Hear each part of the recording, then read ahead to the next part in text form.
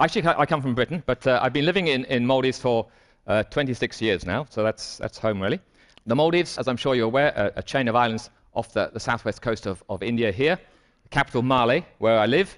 Actually, sitting here today in Mysore, we're closer to Male than we are to Delhi, for example.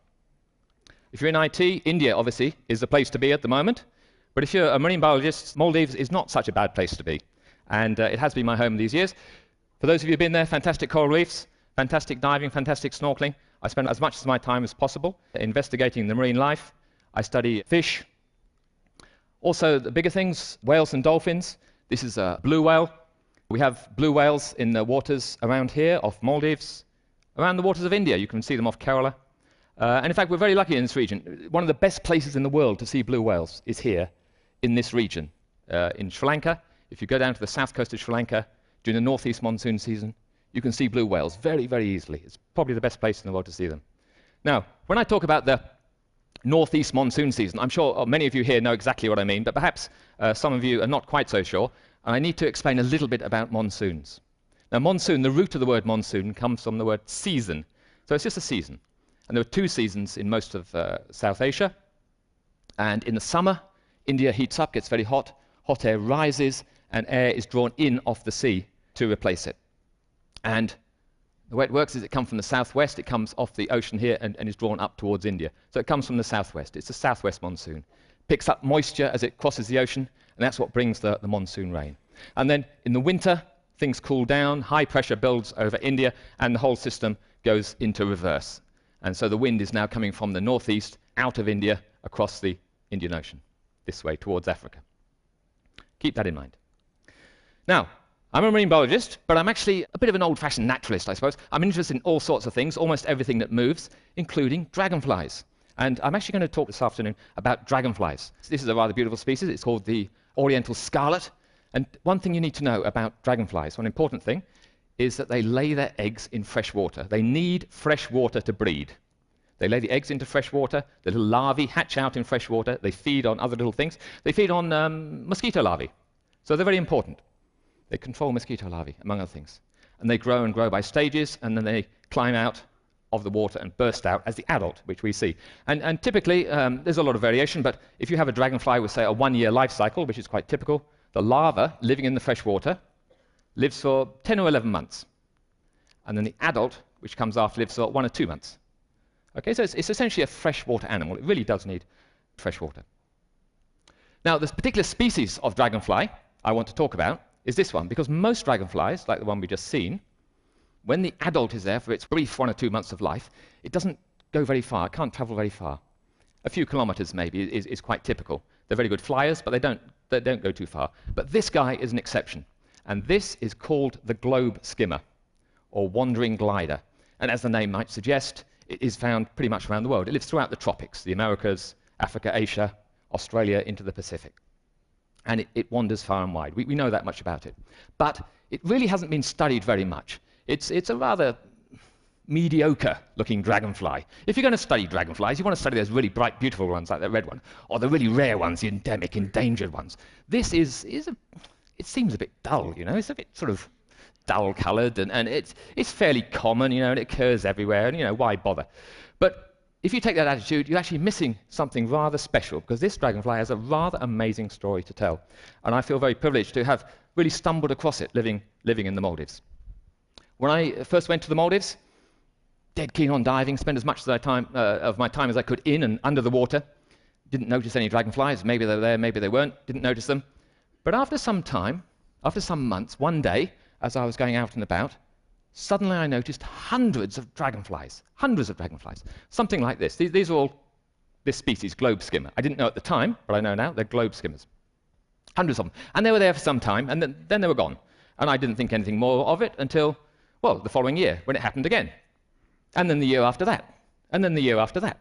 And I was a bit slow. I didn't really take too much notice. But I asked some Maldivian friends and colleagues, and yes, they come every year. And I asked people about them, and yes, they knew, but they didn't know anything, you know, where they came from or anything. And again, I didn't think too much of it. But slowly it began to dawn on me that something rather special was happening, because dragonflies need fresh water to breed. And the Maldives, I'm sure some of you have been there. So here's home. Maldives, beautiful place. It's built entirely of coral reefs, and on top of the coral reefs are sandbanks. Average height about that much above sea level. So global warming, sea level rise, it's a real serious issue. But I'm not going to talk about that. Another important point of being sandbanks is that when it rains, the rainwater soaks down into the soil. So it's gone. So it's there. It's under the soil. The trees can put their roots into it. Humans can dig holes and make a well. But dragonflies, bit tricky. There's no surface fresh water. There are no ponds, streams, rivers, lakes, nothing like that. So why is it that every year millions of dragonflies, and this is millions of dragonflies turn up? I got a little bit curious. In fact, I'll stop here because I want to ask, and there's a lot of people who from India, of course, people who grew up, spent your childhood here. Those of you who are Indian or have spent your childhood here, can we have a show of hands? Who of you? Not yet, not yet. You're too keen. You're too keen. No, hang on. Wait for the go. I'll say go. Those of you who grew up in India, do you remember in your childhood dragonflies, swarms of dragonflies? Maybe at school, maybe tying little bits of string onto them, maybe pulling bits off. I'm not asking about that. You only got to say, do you remember seeing lots of dragonflies? Any hands? Any hands? Yeah, it's a thank you. It's a widespread phenomenon throughout South Asia, including the Maldives. And I got a bit curious about it. In the Maldives, now in India, there's plenty of water, so dragonflies, yeah, of course, why not? But in Maldives, no fresh water. So what on earth is going on? And the first thing I did was started recording when they turned up in the Maldives. And there's the answer, 21st of October. Not every year, that's the average date. So I've been writing it down for 15 years now. You'd think they're coming from India, it's the closest place. But in October, remember, we're still in the southwest monsoon. In Maldives, we're still in the southwest monsoon. The wind is invariably, every time, it's from the west. It's going towards India, not from India. So how are these things getting here? Are they coming from India against the wind? Seemed a bit unlikely. So next thing I did is I got on the phone. Maldives is a long archipelago. It stretches about 500 miles. And of course, you've got India here. I got on the phone and emailed to friends and colleagues. When do you see the dragonflies appear? And pretty soon, a picture started emerging. In Bangalore, a colleague there sent me information for 3 years, average 24th of September, so late September. Down in Trivandrum, a bit later. Far north of Maldives, a bit later. Then Mali, then further south, and then the southernmost Maldives. It's pretty obvious. They're coming from India. But they're coming 400 miles across the ocean against the wind. How on earth are they doing that? I didn't know. The next thing I did was I started counting dragonflies. I wanted to know about their seasonality, what time of year. Okay, this is when they first arrive, but how long are they around for? Does that give any clues? So I started a very rigorous scientific process. I had a rigorous scientific transect. I got on my bicycle and I cycled around the island of Male. It's about 5 kilometers round, counting the dragonflies as I go, trying not to bump into people as I'm looking in the trees. And they're here for a very short time. It's October, November, December. That's it. And then their tail off is a few, but that's it. October, November, December. That is not the northeast monsoon. That's not the southwest season. That's the intermonsoon, the time when the monsoon changes. Now, what I said was, you get the southwest monsoon going one way, and then it changes and you get the northeast monsoon going the other way. And that sort of gives the impression you've got one air mass going up and down, up and down. It doesn't work like that. What happens, actually, is there's 2 air masses, and there's a front between them. And the front moves. So if you've got India here, when the front's up above India, you're into the southwest monsoon. The front moves, you're into the northeast monsoon. And that front in the middle is not vertical, it's at an angle. So as it comes over towards Mali, I'm standing in Mali underneath the front. I can be in the southwest monsoon, but the wind above is from the northeast monsoon. So the dragonfly is actually coming from India on the northeast monsoon, but at altitude, at 1,000 or 2,000 meters. Up in the air. Incredible.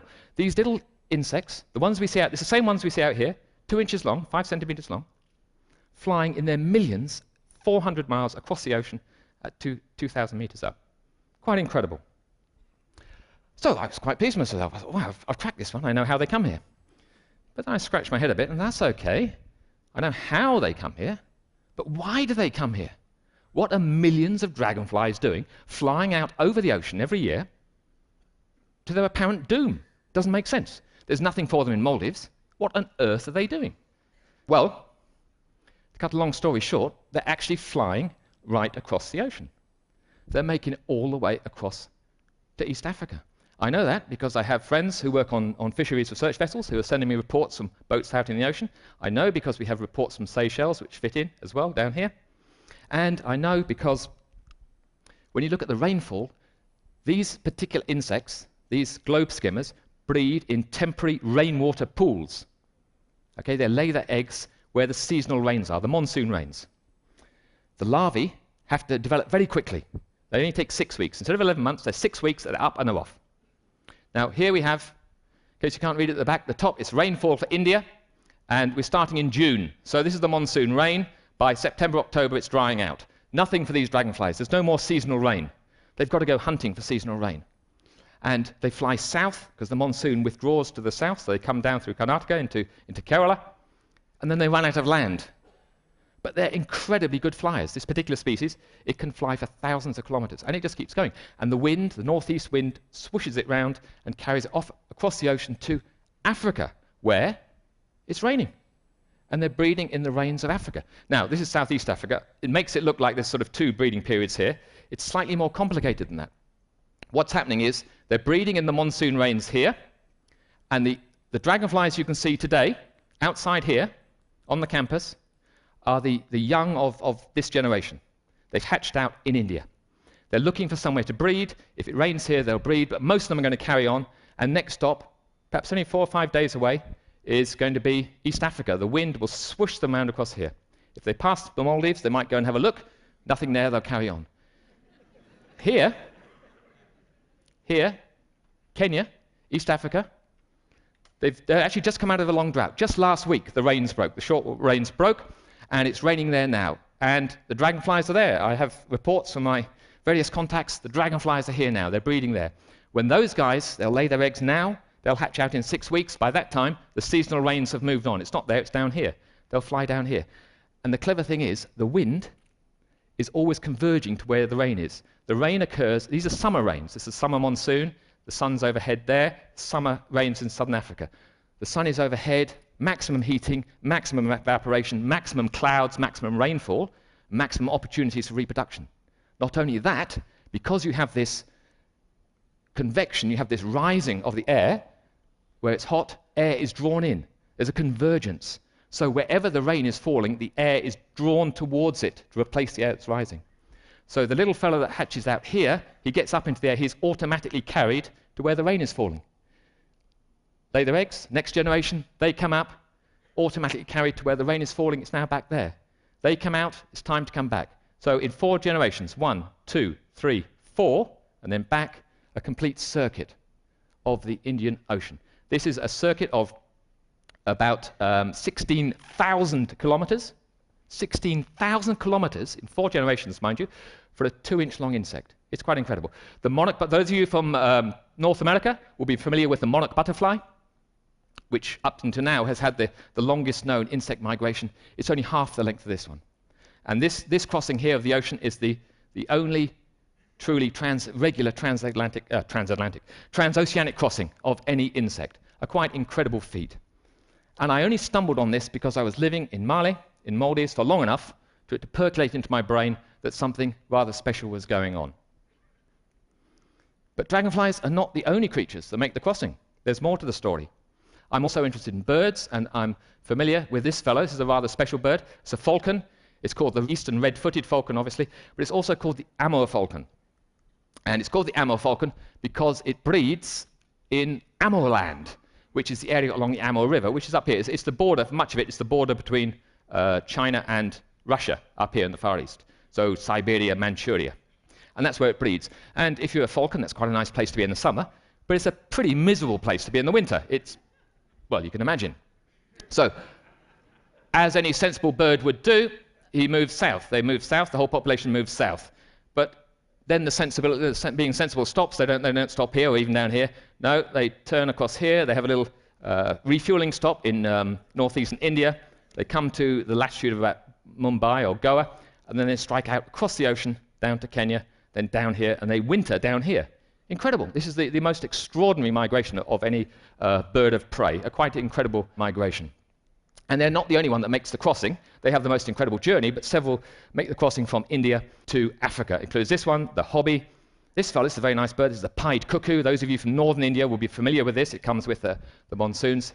This time of year, they cross back to Africa. And this guy, the roller, rather beautiful bird, it's known as the Eurasian roller. In India, it occurs in the northwest, so it's known as the Kashmir roller. And these birds, what I've done is I've compiled all the records, all the available records of these birds, put them together, and found out they migrate at exactly the same time as the dragonflies. They make use of exactly the same winds. They travel at exactly the same time with the same winds to make the crossing. I know they travel at the same altitude. It's known about the Amur falcon. This guy, unfortunately, one of these made an unfortunate end. He was flying off the coast of Goa 21 years ago, 1988, October 1988. An Indian Navy jet was flying off Goa, bang, in the middle of the night. Fortunately, a two-engine jet. Got back to base, and they pulled the remains of one of these out, flying at night over the Indian Ocean at 2,424 meters, the same height as the dragonflies go. So they're using the same winds.